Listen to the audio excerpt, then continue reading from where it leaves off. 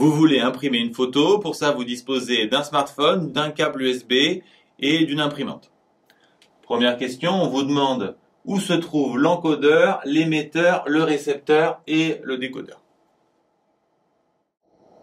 Alors très clairement, l'information doit être transmise du smartphone vers l'imprimante en passant par le câble USB, mais pour circuler dans le câble, il va falloir qu'elle ait été codée en numérique, donc elle a été codée dans le smartphone qui contient l'encodeur et elle doit être décodée par l'imprimante.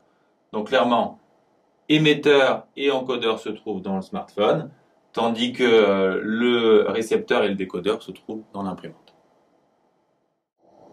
Question suivante, sous quelle forme sont transmises les informations dans le câble USB?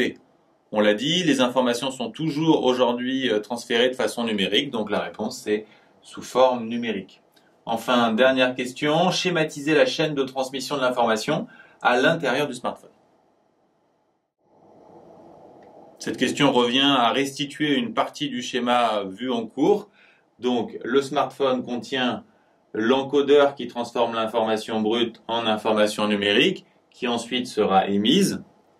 Et l'encodeur, on l'a vu dans le cours également, contient un capteur qui transforme la grandeur analogique en grandeur analogique électrique et un convertisseur analogique numérique qui fait la conversion justement en grandeur numérique. Vous souhaitez réaliser un mini-moi à votre effigie avec une imprimante 3D. La première question qu'on vous pose, c'est pourquoi devez-vous utiliser un logiciel de modélisation de votre image? Pour imprimer votre image 3D, l'imprimante 3D doit avoir des informations sur vous, des informations numériques qui auront été obtenues par un logiciel qui aura modélisé votre image. Dernière question.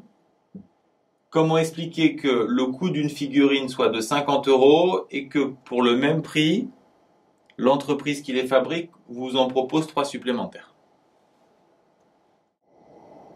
Quelle est la différence entre l'impression de la première image 3D et l'impression des images 3D supplémentaires? La différence, elle est très simple, c'est que dans le cas des nouvelles images 3D, la modélisation est déjà faite. Et si on propose plusieurs nouvelles images au prix de la première, c'est que ce qui coûte cher, c'est pas de produire les images 3D, c'est la modélisation.